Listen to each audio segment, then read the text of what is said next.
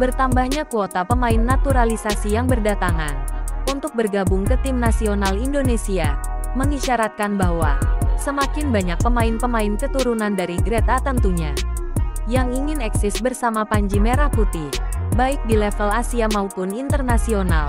Tak hanya itu saja, efek kedatangan mereka akan menghimpun kekuatan baru bagi skuad Garuda, yang terbiasa hanya mampu konsisten berkompetisi di level Asia Tenggara saja, kini bisa jadi akan memasuki tahap baru, yakni sebagai pesaing pada turnamen internasional seperti Piala Dunia.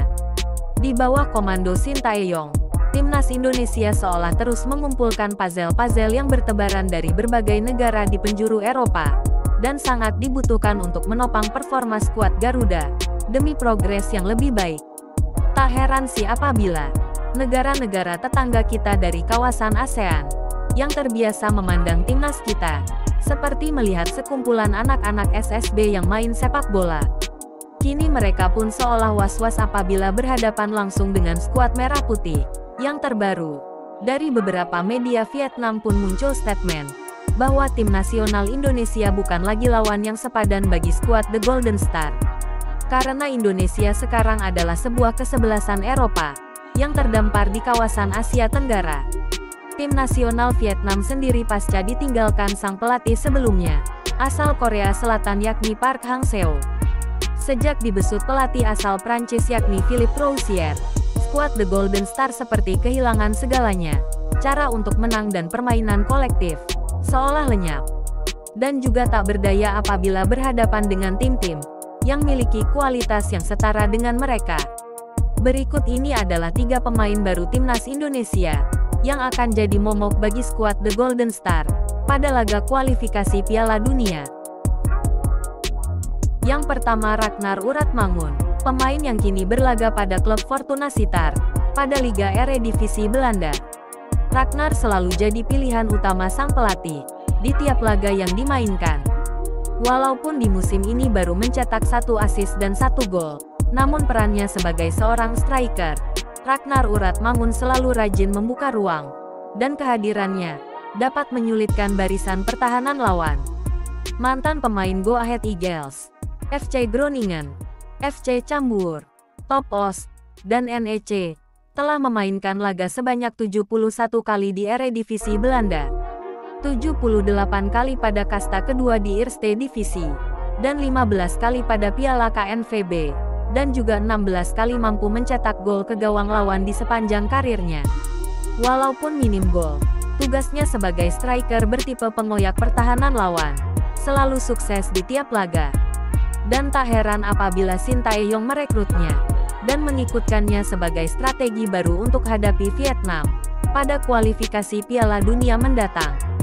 Bahkan timnas Vietnam sendiri akan memasukkan beberapa nama pemain yang tak segan untuk bermain kasar, untuk mengantisipasi agar terhindar dari kekalahan. Yang kedua, Jesus, pemain yang kini merumput bersama klub Liga Italia Serie B yakni Venezia, akan siap tampil pada laga kualifikasi Piala Dunia, yang pertemukan timnas Indonesia versus Vietnam. Karena proses naturalisasi yang telah rampung, kini Jesus siap jadi pilihan berikutnya bagi Coach Sintayong untuk memperkokoh barisan pertahanan skuad Merah Putih.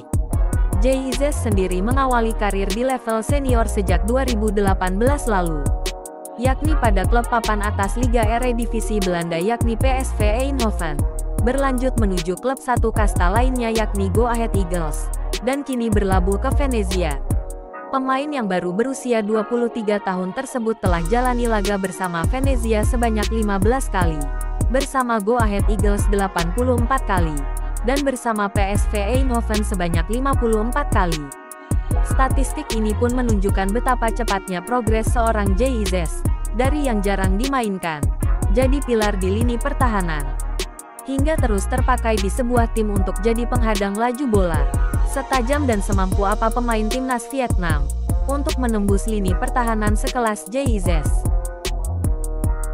Yang selanjutnya adalah Tom Haye, salah satu pemain yang memiliki predikat seorang gelandang terbaik di Liga Eredivisie Belanda, dan sebuah keuntungan besar bagi timnas Indonesia, mengingat peran seorang Tom Haye pada klubnya sekarang SC Heerenveen.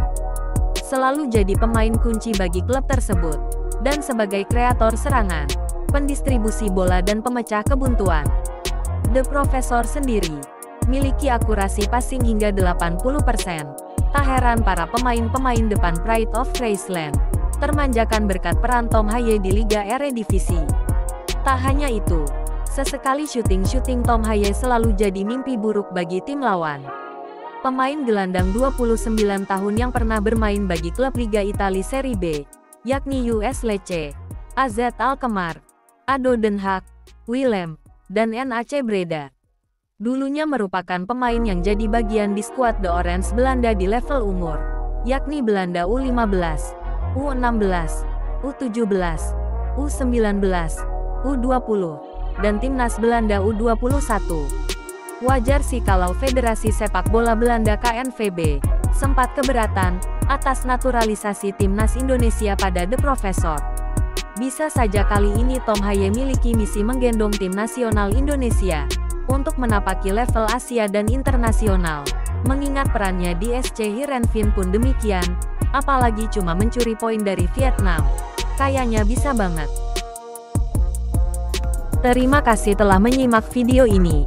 Apabila ada kesalahan, tulis di kolom komentar.